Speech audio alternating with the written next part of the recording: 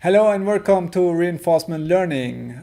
Now we're gonna see how to learn from episodes. Now, in the reinforcement learning algorithm space, there are a couple of ways to learn the value of a given state.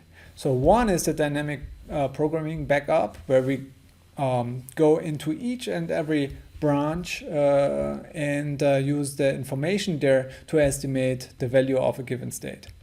A second one is Monte Carlo backup, which looks only at some episodes, so some branches of this tree, and gets samples to estimate the value of a state. A different one has shorter samples. That's temporal difference backup, and we're gonna talk about this later. Now, to understand what model-free evaluation does is that, we got a policy and we want to know what is actually the value of each state under the policy that we have specified. Without knowing anything about the transition model or the reward model. So we can do Monte Carlo evaluation to estimate the value of the state under a given policy. So let's consider actually the definition of the value function. It's nothing else than the expectation over the policies of the total discounted rewards for each state t that is gonna come in the future. And so if we want to get this number, the problem is we don't know it. So how can we get it if we don't know the transition and reward model? We need to estimate it. And the most straightforward way to estimate such a expectation is to just take a sample average. And that's what we do. So the n is the number of times that we have visited a state S. And so this is basically the average of the sum of the future discounted returns. So that's an approximation of the value for a state. Now, to really get into how this works, let's consider our grid world example here, where we start in the cell 1, 1, and we want to get into this +1 state. And for each step, we pay a cost of 4%. And here is a policy on this grid already that we could evaluate, that we could actually use to estimate the value for the state. Now, how can we do this?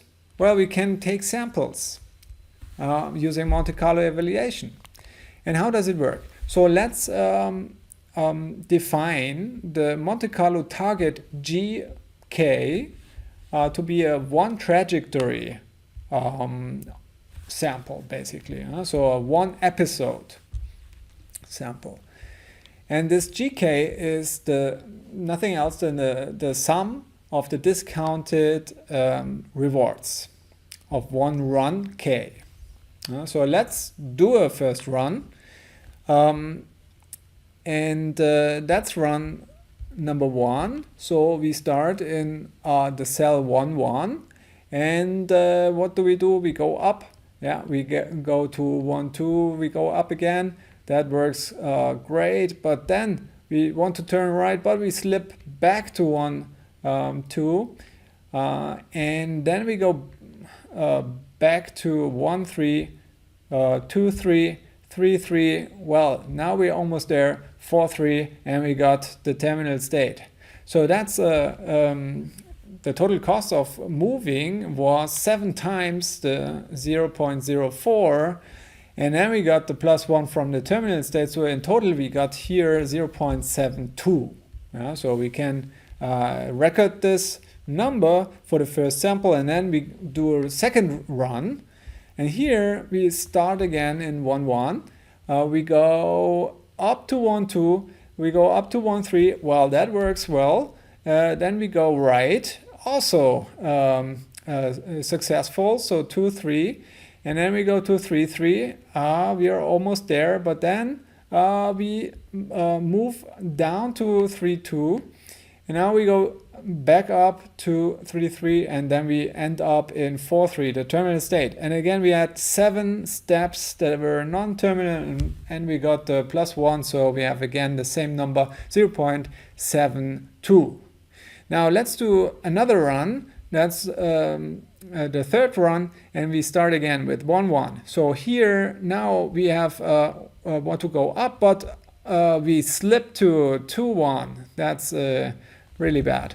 And even worse, we slip more to 3, 1, and then up to 3, 2, and then we end up in this poison cell here for 2, and we get a -1. That was a really bad run now. So we got 4 times 0.04 plus or -1 is -1.16. So this is essentially how these episodes work, and we can also take a look at how this works in our grid world example. If we do a couple of more runs, so here you see that's episode number 1, and we run 10 episodes. We start in 1, 1, and I go up, but ended up turning right. Then again in that space I go left, no chance here. I go up, now it works, okay, and we got the terminal state. Now you see here the return was this number here, and we go to the next run. So you see here the noise is strong, but we got to the terminal state and got a 0.47, and the next one again here, and then 0.53, great, oops, and we got a 0.348. Here we go, 0.38 again, and 0.6 almost. Yeah, now let's do another run. Yes, we made it to the terminal point. You see here I have a strict policy of going on this side of this blocked square, just because I want to avoid to run into the -1. And we had here average returns from the start were 0.44. So this is how this works. So if we want to now run these episodes, we can then take the average return, and that's our estimate for the value function of that state. And if you want to do that incrementally, we can do that as well. Yeah? So just taking the formula that we already know, so we rearrange this expression here by dragging out the last run, or the discounted sum of returns of the last episode, plus the ones that have been there before, and this is the definition of the value function in the previous period times n-1. So we can write that up here, and here we can multiply that out. We can pull out one of the value functions in front, and then we have 1 over ns times this Monte Carlo target minus the previous estimate of the value function. And now this gives us an incremental update where this 1 over n is the learning rate.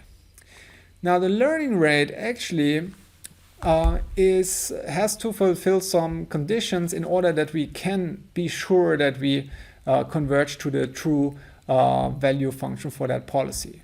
So alpha n must be appropriately decreasing in the number of times a state is visited. So alpha cannot be 0, because then we would stop updating and this sum would be finite. It needs to go to infinity. On the other hand, if alpha n is too large, then we will never converge, and so this needs to be smaller and smaller and smaller. So this square of this alphas needs to be finite. So often this alpha is just the number of 1 over the number of times a state was visited, and so to check out how this looks like in numbers is if you visit 2 times a state, you get a 50% learning rate, 5 times 20%, 10 times 10%, 20 times 5% again, then 40 times only 2.2% learning rate, so you don't learn much anymore, and with 80 times you stop almost learning completely. So you see here with 20 visits already the learning rate is pretty low. Now we can write up an algorithm for Monte Carlo evaluation, and so to do that we initialize the policies, the value functions to any state value function and the number of times visited. Then we repeat the following, namely we generate k episodes using the same policy or some policy pi. And for each state appearing in that policy, then we return the reward of the first occurrence of that policy. So that's why it's called first visit Monte Carlo. And then we update our accounts, the learning rate, and we use this incremental update to get a new estimate for the value function, and we do that until we converge. Now we can also do Monte Carlo control. And the idea is that once we have this one trajectory Monte Carlo target gk, there is 2 components to it. One is the action that we took gives a reward, an immediate reward. And then there is the policy that follows that gives us the sum of the discounted rewards in the state that will come in the future. And so we can alternate between 2 steps. One is policy evaluation. And for policy evaluation, actually we do revise our estimate of our Q function for a quality function. And then we do policy improvement. So we extract the action that is the best one to change our policy, and then we alternate. Now here are some references to dig into, and here are some takeaways. So how to learn values using Monte Carlo methods. Well, there's no need to know the transition probabilities or the reward model. We have a model-free way to do that, which is the Monte Carlo evaluation. The average returns from complete episodes are what are our approximation of the value function under the target policy. And that gives us an unbiased value estimate. The drawback is that we need many trajectories to get an estimate. So imagine that you have an infinite horizon problem where you don't have terminal states. Well, then this becomes really a drawback, but we will see, unless you discount a lot, but we will see some other methods that will help here. Thanks for watching.